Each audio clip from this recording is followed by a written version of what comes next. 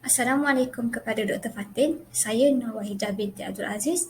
Saya akan membentangkan mengenai hubungan etnik, pengalaman harian dalam menjalin kesepaduan dan keharmonian.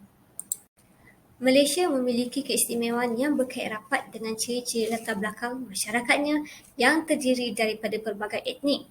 Masyarakat Malaysia dapat hidup bersatu walaupun mempunyai pelbagai agama, bangsa dan kepercayaan yang berbeza. Hubungan baik yang terjalin antara individu ataupun kelompok yang berbeza, latar belakang budaya, agama dan bangsa biasanya berlaku tanpa paksaan.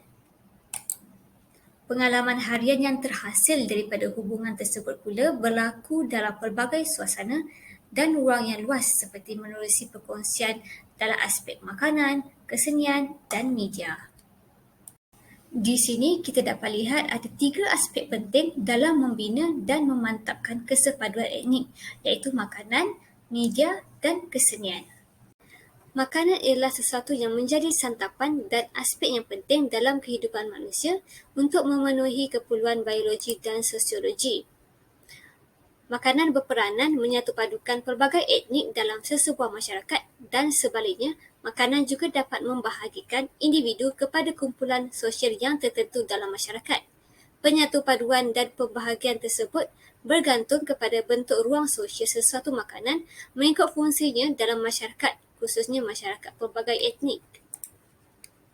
Di sini kita dapat lihat makanan seperti kari pap, nasi lemak, sate, dimsum dan juga capati yang merupakan aset bagi pelbagai makanan di Malaysia. Dari segi perspektif Islam, kepentingan memakan makanan yang halal akan memberi kesan terhadap amal-amal kebaikan yang dilakukan. Dengan firman Allah SWT, "Wahai Rasul-Rasul, makanlah benda-benda yang baik lagi halal dan kerjakanlah amal-amal soleh. Sesungguhnya aku maha mengetahui akan apa yang kerja kamu lakukan." Dalam pembentukan ruang sosial makanan, penyatupaduan dan pembahagian tersebut bergantung kepada bentuk ruang sosial sesuatu makanan mengikut fungsinya dalam masyarakat yang terbahagi kepada dua, iaitu ruang awam dan ruang bukan awam. Untuk media dan kesepaduan sosial, media amat penting dalam membina kredibiliti negara. Dengan adanya media, terutama media cetak dan penyiaran, masyarakat lebih terpengaruh dan memberi tindak balas dengan cepat ke atas apa yang diterima. Hakikatnya, media bukan sahaja mencermin kepada masyarakat, tetapi media juga merupakan alat perubahan kepada sesuatu masyarakat.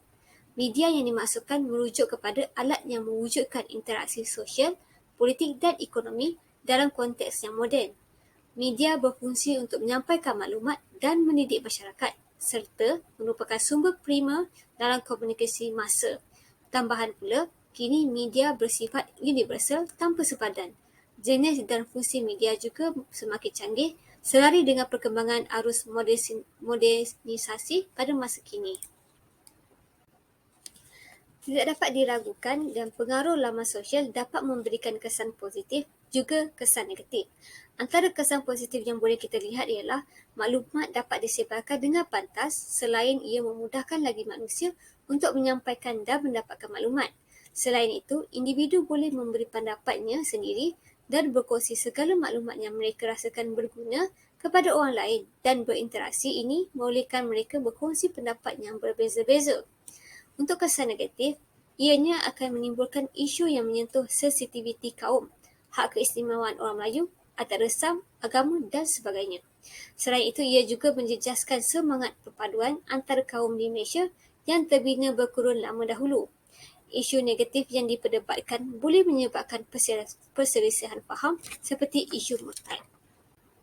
Untuk kesenian pelbagai etnik dan kesepaduan berlaku dalam dua aspek, iaitu kesepaduan sosial yang wujud sewaktu proses penghasilan sesuatu bentuk seni itu dijalankan, dan yang kedua, kesepaduan sosial yang boleh dilihat dalam produk seni berkenaan. Keperluan lain dalam kehidupan manusia selain daripada makanan untuk memenuhi tuntutan jasmani ialah keperluan terhadap tuntutan rohani. Walaupun memenuhi keperluan rohani hanya bersifat relatif dan tidak bersifat mutlak, tetapi keperluan ini tetap merupakan sumber penting kepada manusia untuk meningkatkan kualiti kehidupan mereka. Keperluan rohani dapat dipenuhi menerusi beberapa sumber seperti daripada himpunan seni dalam bentuk alunan muzik, nyanyian, tarian, sukan, seni lukis dan bentuk-bentuk kreativiti lain yang dapat memberikan ketenangan, hiburan dan melegakan tekanan dalam kehidupan manusia. Sebagai contoh, filem Sini Ada Hantu juga terhasil daripada gabungan dan kerjasama penggiat seni yang terdiri daripada pelbagai etnik.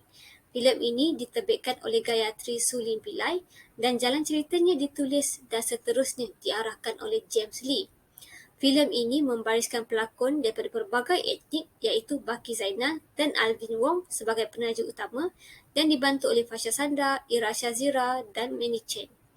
Gabungan dan kerjasama pelbagai etnik bukan sahaja dilihat dalam proses menghasilkan Sini Ada Hantu sebagai satu karya seni dalam bentuk filem, tetapi juga dipaparkan melalui kepelbagaian jalan cerita filem tersebut.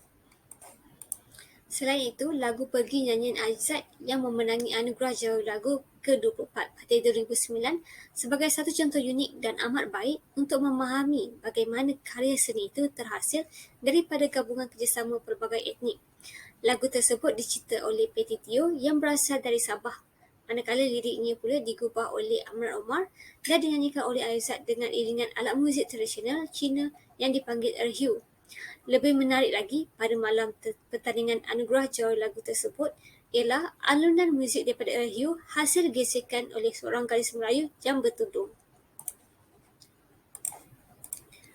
Hubungan sosial dalam ruang kesenian di Malaysia saling terkait dan saling bergantungan merentas etnik dan menyumbang kepada pemupukan kesepaduan sosial.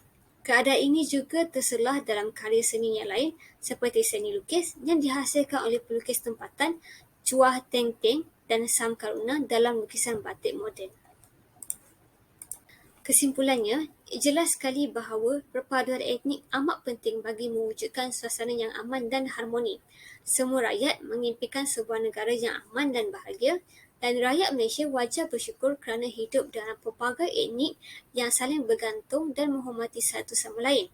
Oleh sebab itu, perpaduan amat memberikan manfaat dalam kehidupan harian kerana kepelbagaian etnik merupakan pelengkap kepada keharmonian dan kebahagiaan yang dinikmati bersama sesuai dengan penonjolan imej Malaysia Truly Asia serta kesepaduan sosial yang terhasil daripada kreativiti seni dan media pula berperanan sebagai penyampai mesej perpaduan sama ada secara langsung atau tidak langsung.